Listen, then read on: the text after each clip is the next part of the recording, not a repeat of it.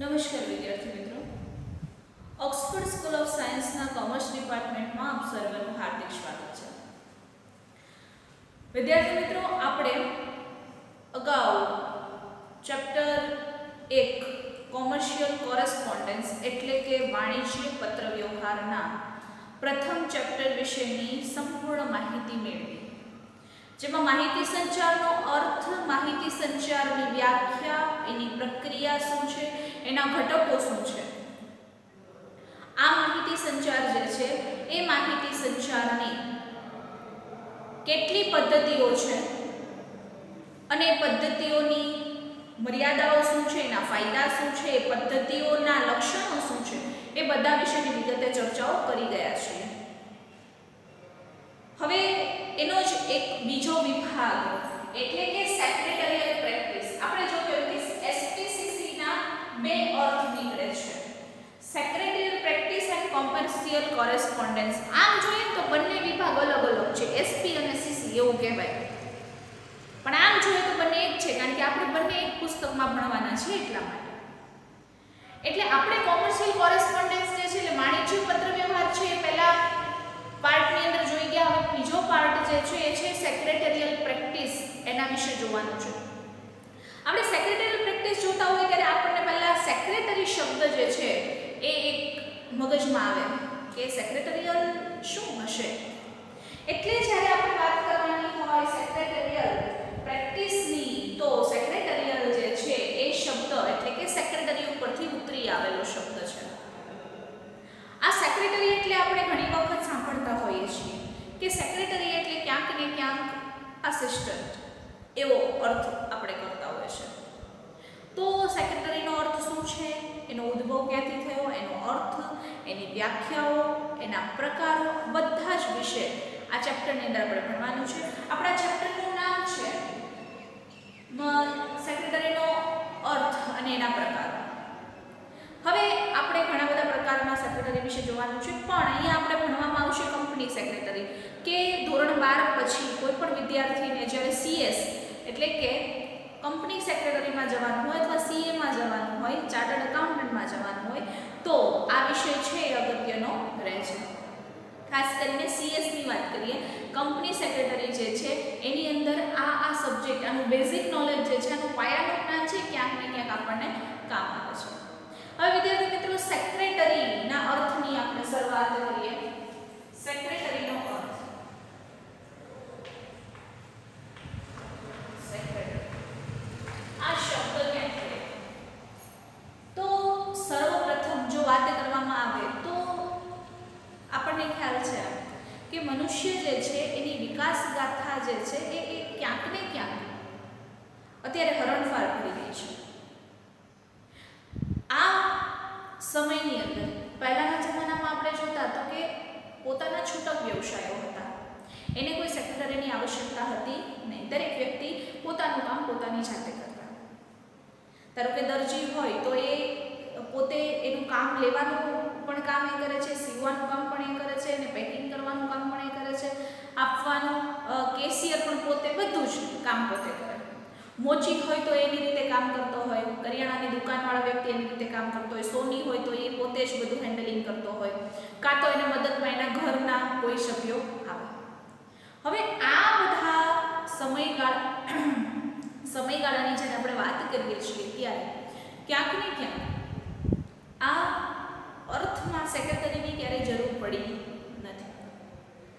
પહેલાના જમાનાની અંદર બધું એકદમ ઇઝીલી ચાલતું, કે ક્યાંક ને ક્યાંક એના ઘરવાળાઓ જે છે એને ઘરના લોકો છે ક્યાંક ને ક્યાંક મદદ કરતા.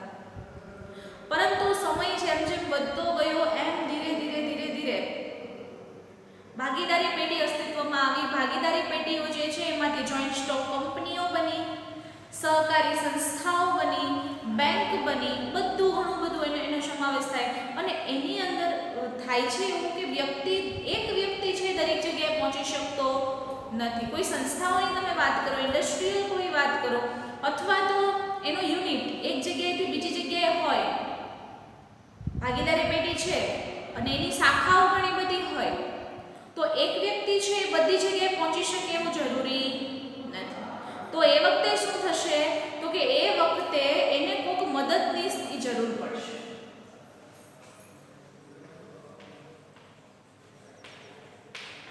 મદદનીશ, ત્યારે એને કોઈ મદદનીશની જરૂર પડશે કે જે એને મદદ કરતો હોય.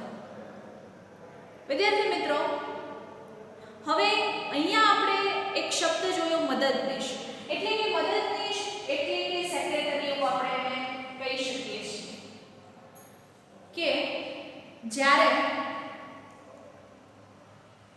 આખું ધંધાનું સ્વરૂપ વિશાળ ફલક ઉપર વિસ્તરેલું હોય, જ્યારે ધંધાનું સ્વરૂપ જે છે અતિ વિશાળ પ્રમાણમાં હોય, ત્યારે ક્યાંક ને ક્યાંક આવા સ્વરૂપો એટલે કે મદદનીશની અપેક્ષાઓ રહેતી હોય છે. ક્યાંક ને ક્યાંક સેક્રેટરી શબ્દ જે છે એ ઉદ્ભવમાં આવેલો છે. હવે ધીરે ધીરે એના આયામો, એના વિકાસો જે છે એ વધતા ગયા, કંપનીઓ વધતી ગઈ, સાથે સાથે એના સ્વરૂપોમાં પણ ફેરફાર જોવા મળે છે, એના સાહસો વધ્યા છે, એની શાખાઓ વધી છે. ક્યાંક ને ક્યાંક વ્યક્તિ જે છે કામ કરવા માટે એનો પણ પ્રભાવ જે છે ધંધા ઉપર જોવા મળે છે. એટલે વિદ્યાર્થી મિત્રો, આપણે એવું કહી શકીએ છીએ કે એવી કંપનીઓ કે જે કોર્પોરેટ સંસ્થાઓ હોય, સાથે બહુરાષ્ટ્રીય કંપની હોય,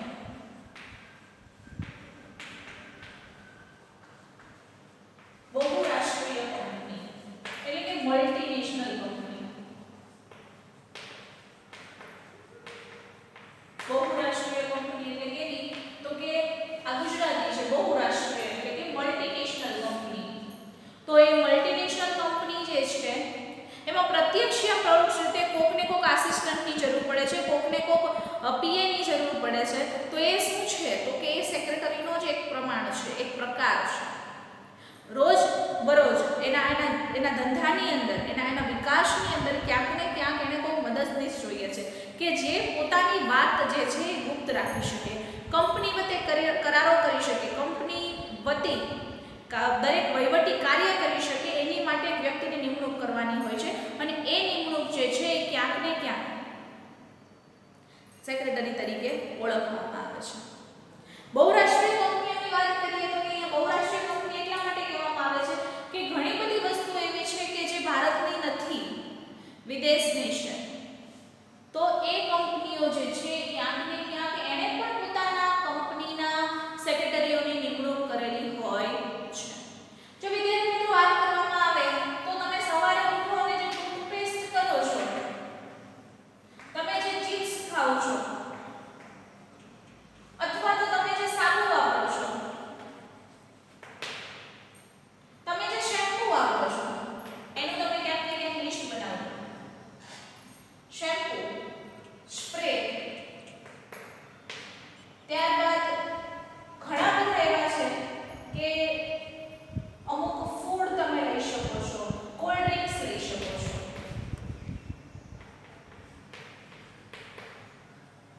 આટલી વસ્તુઓ તમે લિસ્ટ બનાવો, તમને ખ્યાલ આવશે કે કેટલી કંપનીઓ મલ્ટીનેશનલ છે કે જે વિદેશમાંથી ટૂથપેસ્ટ સાથે ચિપ્સ, સાબુ, શેમ્પુ, સ્પ્રે અને કોલ્ડ ડ્રિંક્સ ઘણી વસ્તુ એવી છે કે જે ક્યાંક ને ક્યાંક વિદેશોમાંથી આવે છે, આપણે એનો ઉપયોગ કરીએ છીએ.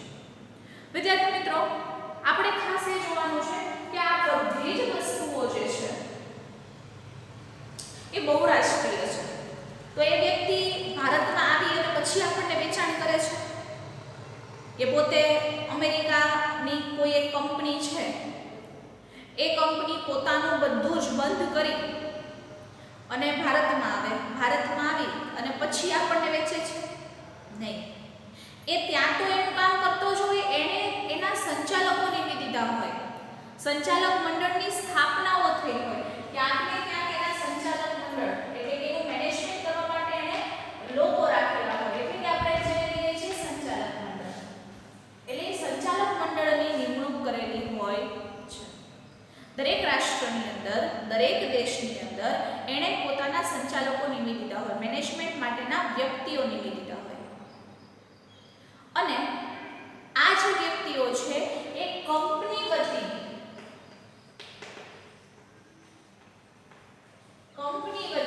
સંચાલન કરતા હોય છે. અને આ રીતે બહુરાષ્ટ્રીય કંપનીઓ જે છે એ અસ્તિત્વમાં આવે છે. એટલે આપણે એવું કહી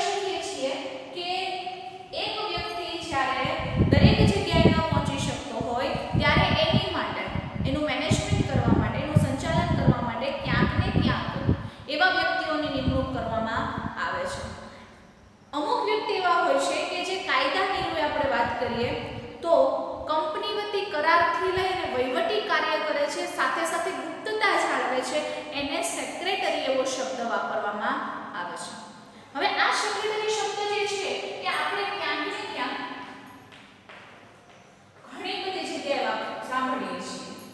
કોઈ કંપનીની વાત થાય અથવા કોઈ એવી વાત કે ધારો કે કોઈ ક્રિકેટ નિગમ બોર્ડ હોય અથવા કોઈ રમતગમતના વિશિષ્ટ ક્ષેત્રો હોય, અભિનેતાઓ હોય, એ બધાના ત્યાં ક્યાંક ને ક્યાંક સેક્રેટરી એવો શબ્દ સાંભળવામાં આવે છે કે આ વ્યક્તિ જે છે અભિનેતા અથવા અભિનેત્રીનો સેક્રેટરી છે.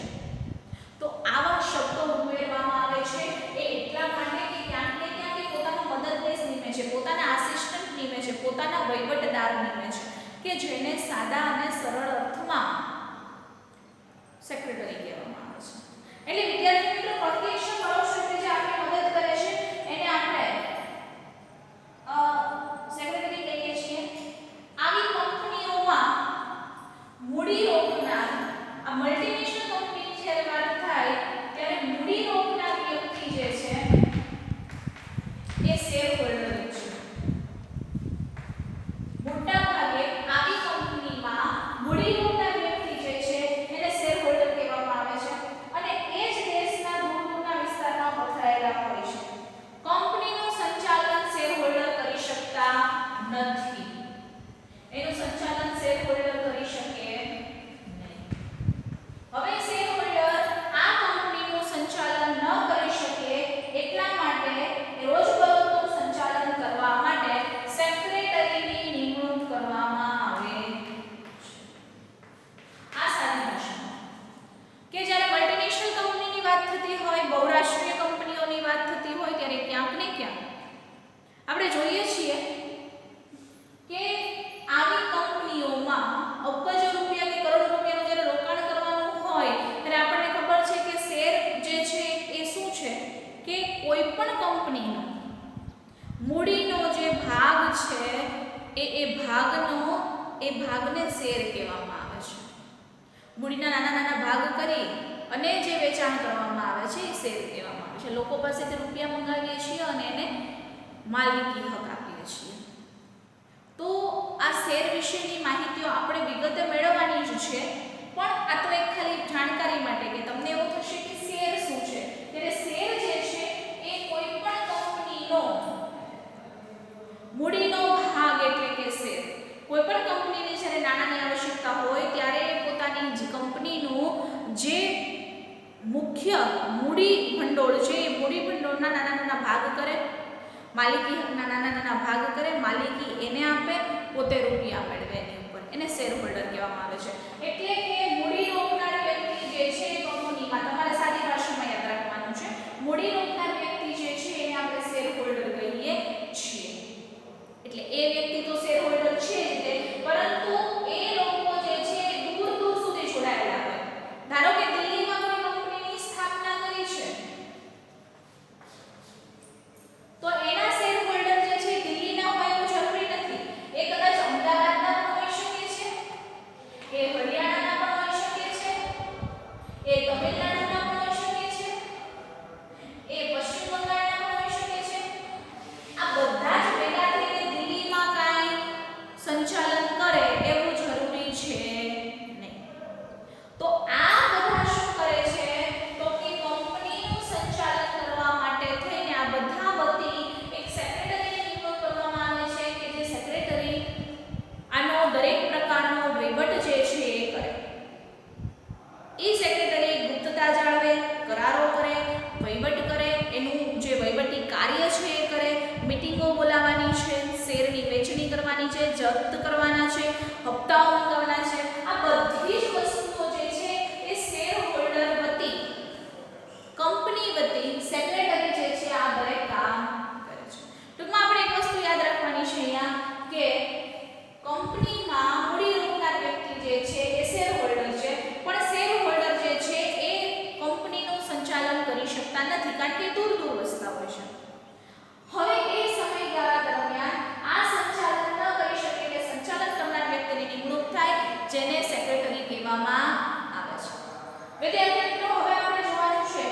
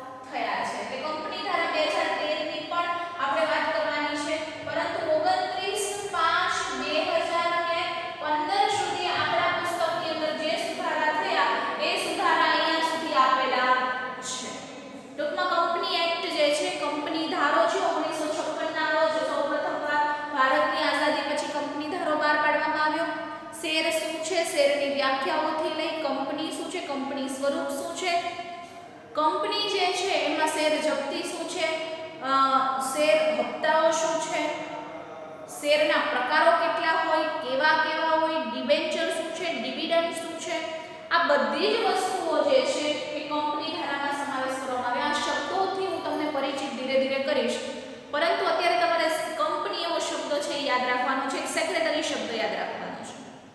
આ બધા વિશેની આપણે વિગતની માહિતી મેળવવાના જ છીએ, પરંતુ કંપની ધારો જે છે 1956 માં બહાર આવ્યો, ત્યારબાદ સમયાંતરેમાં સુધારા થયા અને 2013 ની અંદર પણ સુધારા થયા. આપણે આ પુસ્તકની અંદર 29/5/2015 સુધીનું કંપની ધારો જે છે એના વિશેની વાત કરવાની છે. ત્યારબાદ જો આપણે જોવામાં આવે તો સેક્રેટરીનો અર્થ અને શબ્દ આ બંનેની આપણે ચર્ચા કરવાની છે. ત્યારે સેક્રેટરી જે છે ઇંગ્લિશ શબ્દ છે, તમને સૌને ખ્યાલ હશે કે સેક્રેટરી જે છે એ ઇંગ્લિશ શબ્દ છે. હવે આ સેક્રેટરી શબ્દ જે છે એનો ગુજરાતી અર્થ શું થાય?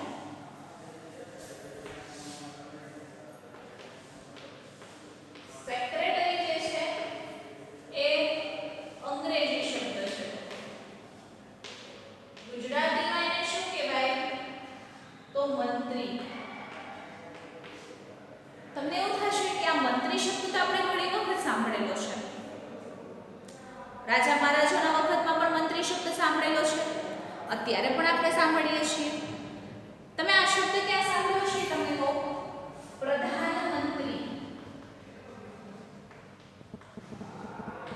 મુખ્યમંત્રી, આ બધાનો સાદો અર્થ ક્યાંક ને ક્યાંક સેક્રેટરી થાય છે. આ બધાનો અર્થ ક્યાંક ને ક્યાંક સેક્રેટરી જ થાય છે. મુખ્ય સેક્રેટરી હોય એના નીચે ચીફ સેક્રેટરી હોય. પ્રધાનમંત્રી, વડાપ્રધાન છે કે આપણે પ્રધાનમંત્રી અને મુખ્યમંત્રી એવો શબ્દ વાપરીએ છીએ, ત્યારે આ શબ્દ જે છે મંત્રી એવો શબ્દ આપણે સાંભળીએ છીએ.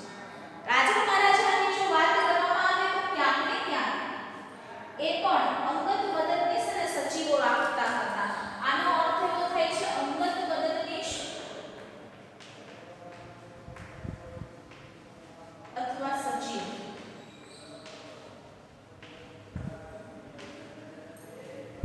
આપણે વાત કરીએ તો ક્યાંક ને ક્યાંક આ શબ્દો જે છે એ ઘણું બધું કહી જતા હોય છે.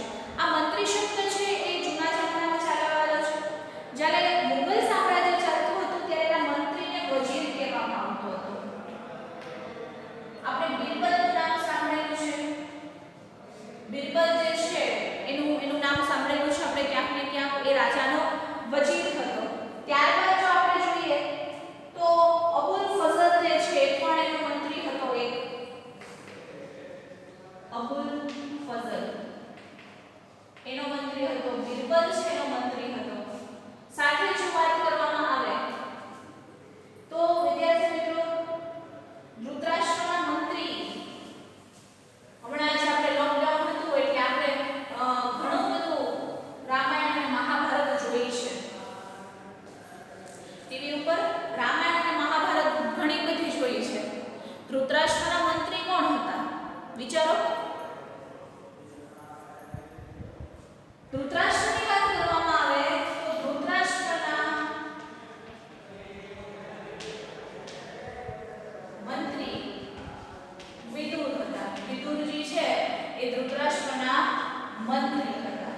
ત્યારબાદ જો વાત કરવામાં આવે તો દશરથ રાજાના મંત્રી, રાજા દશરથના મંત્રી સુમંત હતા.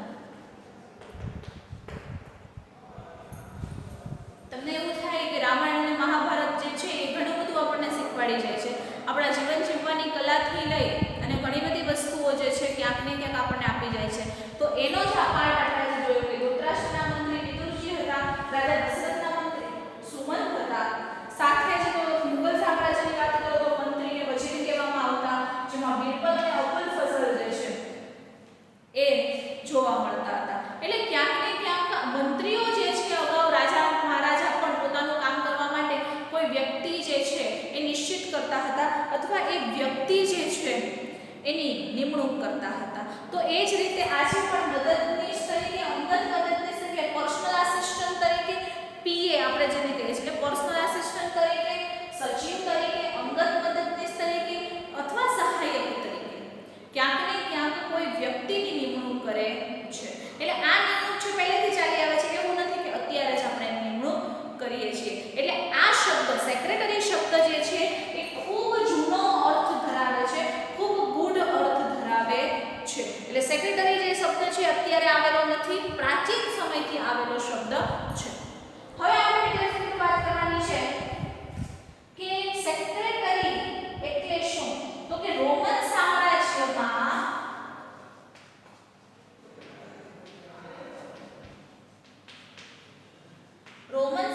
સામ્રાજ્યમાં લખનાર વ્યક્તિ હોય અથવા રાજા વતી જે કઈ લખાણ કરે છે, રાજા વતી લખાણ કરનાર જેને સ્ક્રીબા કહેવાતા,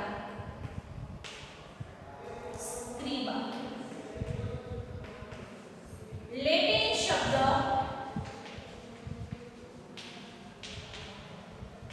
સેક્રેટરીયસ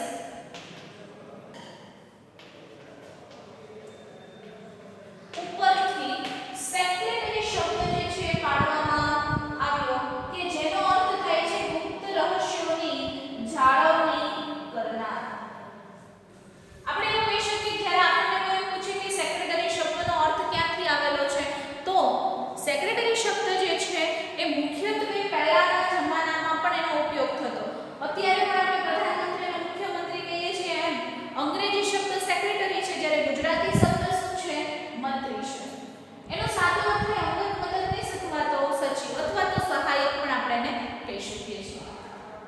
પહેલાના જમાનામાં મુગલ સામ્રાજ્ય વખતે મંત્રીને વજીર નામ આપવામાં આવેલું હતું. હવે એ વાત તમે જુઓ તો કે બિરબલ અને અબુલ ફઝલ જેવા નામ છે પ્રચલિત છે. ત્યારબાદ આપણે વાત કરીએ તો કે ધૃતરાષ્ટ્રના મંત્રી છે એ વિદુર છે. ત્યારબાદ રાજા દશરથના મંત્રી છે સુમંત છે. તો ક્યાંક ને ક્યાંક રાજા મહારાજાના સમયમાં, અમીર ઉમરાવોના સમયમાં પણ મંત્રીઓ રાખવામાં આવતા હતા પોતાના વતી કામ કરવા માટે, જે રાજા વતી કામ કરતા હોય. એ જ રીતે રોમન સામ્રાજ્યની અંદર પણ રાજાઓ વતી જે લખાણ કરવાનું કામ છે એ સ્ક્રીબા કરતા. ત્યારબાદ લેટિન શબ્દ સેક્રેટરીયસ ઉપરથી સેક્રેટરી શબ્દ જે છે એ ઉતરી આવેલો છે, જેનો અર્થ થાય છે ગુપ્ત રહસ્યોની જાણકારી મેળવવી. ગુપ્ત રહસ્યોની જાણકારી રાખનાર વ્યક્તિ અથવા તો વાતોને ગુપ્ત રાખનાર વ્યક્તિ. ત્યારબાદ અંગત મદદનીશ તરીકેનું કાર્ય માલિક વતી પત્રચાર કરવાનું છે અને એનું કાર્ય શું છે? માલિક વતી પત્ર વ્યવહાર કરવાનો છે. ધંધાના જે રહસ્યો છે અથવા તો જે વાત એ કરે છે અથવા જે કાર્ય કરે છે એની ગુપ્તતા જાળવવાનો છે, એની અંગત જાળવણી કરવાનું છે. એ જાહેરમાં એ વાતનો ક્યારે ઉલ્લેખ ન થાય એ જોવાનું કાર્ય જે છે એ સેક્રેટરીનું રહેલું છે. એટલે ક્યાંક ને ક્યાંક આપણે એવું કહી શકીએ છીએ કે સેક્રેટરી જે છે એ ગુપ્ત રહસ્યો જાણે છે, આપણને મદદ કરે છે, આપણા વતી લખાણથી લઈને દરેક વસ્તુઓ કરે છે. તેનું ઘડતર જે રીતે થયું હોય કે ગુપ્ત રહસ્યોની જાણકારી કરી શકે અથવા તો જાળવણી કરી શકે. ગુપ્ત રહસ્યોને જાળવવાના છે, સાચવવાના છે. એ રહસ્યો બીજાની સમક્ષ છે એ ખુલ્લા કરવાના નથી. ત્યારબાદ આપણે વાત કરીએ હવે કે એની વ્યાખ્યાઓ શું છે. આ તો માત્ર વાત થઈ કે આપણે સેક્રેટરીનો અર્થ ક્યાંથી આવ્યો છે, એનો ઉદ્ભવ ક્યાંથી થયો છે. હવે આપણે જોવાની છે એની વ્યાખ્યા.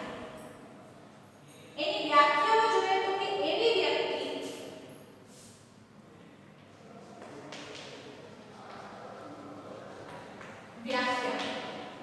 વ્યાખ્યા એટલે સેક્રેટરી એટલે એવી વ્યક્તિ સામાન્ય અર્થ પ્રમાણે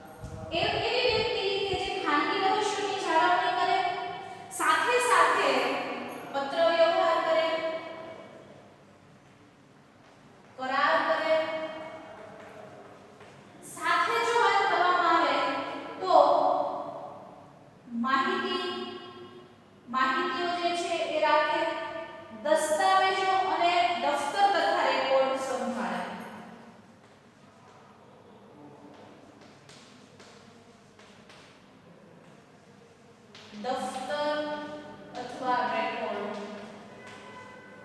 સંભાળે.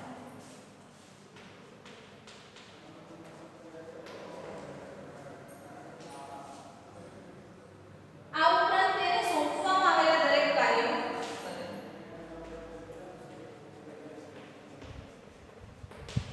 તેને સોંપવામાં આવેલા કાર્યો કરે.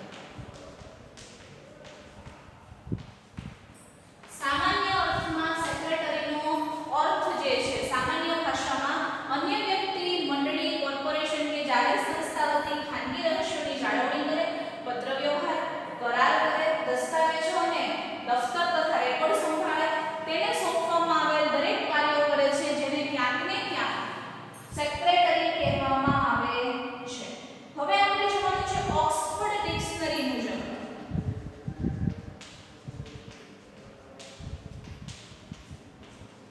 ઓક્સફર્ડ ડિક્શનરી મુજબ એને શું કીધું છે?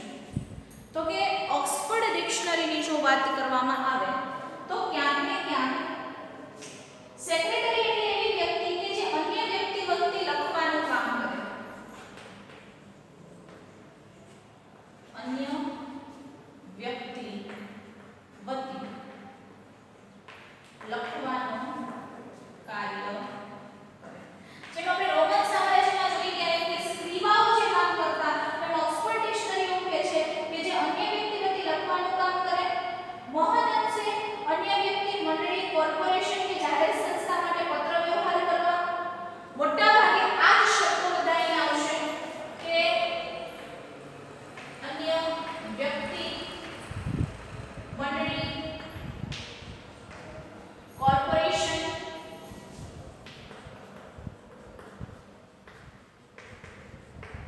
કે જાહેર સંસ્થા જે છે એ સંસ્થાઓ માટે પત્ર વ્યવહાર કરે. ત્યારબાદ આપણે જોઈએ તો કે એક તો એનો પત્ર વ્યવહાર કરવાનો છે, સાથે માહિતી રાખવી અને વિવિધ ધંધાકીય વ્યવહારો કરવા. માહિતી રાખવી, વિવિધ ધંધાકીય વ્યવહારો કરવા. સાથે જ આ માટે જ એની નિમણૂક કરવા માટે નિમણૂક કરવામાં આવે.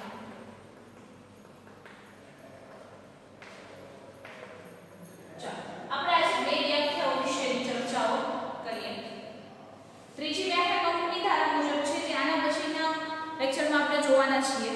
ખાસ આપણે આ જોવાનું છે કે આ પહેલા છે તમારે તમારી નોટબુકની અંદર લખી નાખવાનું છે અને ત્યારબાદ આપણે આ વ્યાખ્યાઓને વિગતે સમજીએ.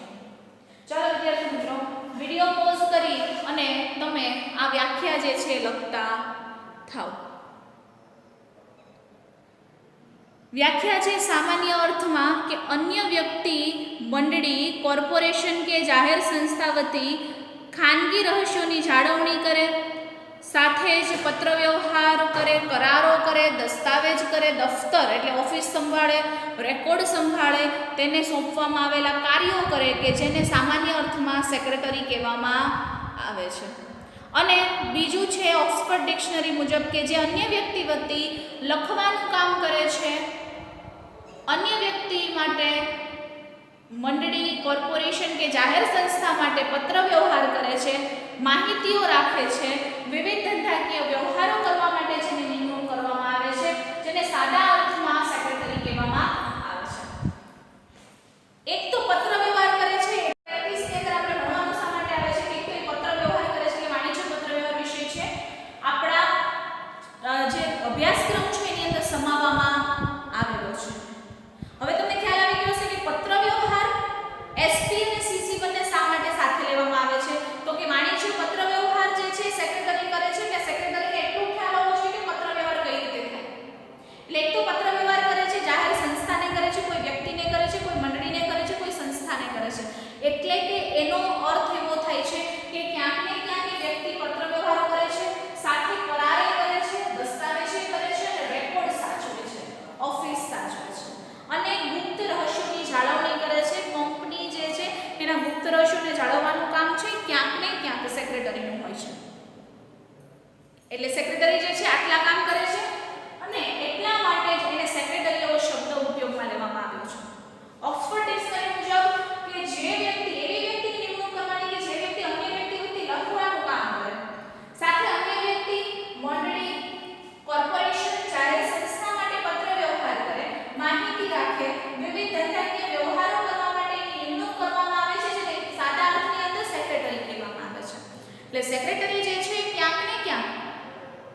અંગત મદદનીશ છે, ગુપ્ત રહસ્યોની જાળવણી કરનાર છે. આટલી વ્યાખ્યાઓ જોયા પછી, આ બે વ્યાખ્યાઓ સામાન્ય અર્થ જોયા પછી આપણને ક્યાંક ને ક્યાંક કંપની સેક્રેટરી વિશે ખ્યાલ આવી જાય છે. વિદ્યાર્થી મિત્રો, આજે આપણે સેક્રેટરી શબ્દનો ઉદ્ભવ, સેક્રેટરીની જરૂરિયાત શું છે, એની ઉપયોગિતા શું છે, ક્યાં ક્યાં એનો ઉપયોગ કરવામાં આવે છે, આપણે આ શબ્દ ક્યાં સાંભળ્યો છે, સેક્રેટરી એટલે એનો ગુજરાતીમાં અર્થ શું થાય, પ્રાચીન સમયમાં સેક્રેટરીઓનો કેવી રીતે ઉપયોગ થતો હતો, પ્રાચીન સમયથી સેક્રેટરી શબ્દ જે છે ક્યાંક ને ક્યાંક ઉદ્ભવ પામેલો છે. ત્યારબાદ આપણે આ બે વ્યાખ્યાઓ વિશે જે છે આજના લેક્ચરની અંદર આપણે જોઈ ગયા છીએ. હવે વિદ્યાર્થી મિત્રો, આના પછીના લેક્ચરની અંદર આપણે જોવાનું છે કે સેક્રેટરી જે છે એની વ્યાખ્યા શું છે, એનો અર્થ જે છે એના વિશે કંપની ધારા મુજબની એની વ્યાખ્યા જોવાની છે. ત્યારબાદ આપણે એ જોવાનું છે કે સેક્રેટરીના લક્ષણો કેવા છે અને એના પ્રકારો વિશેની આપણે વિગતે માહિતી મેળવીશું. ત્યાં સુધી ઘરે રહો, સુરક્ષિત રહો.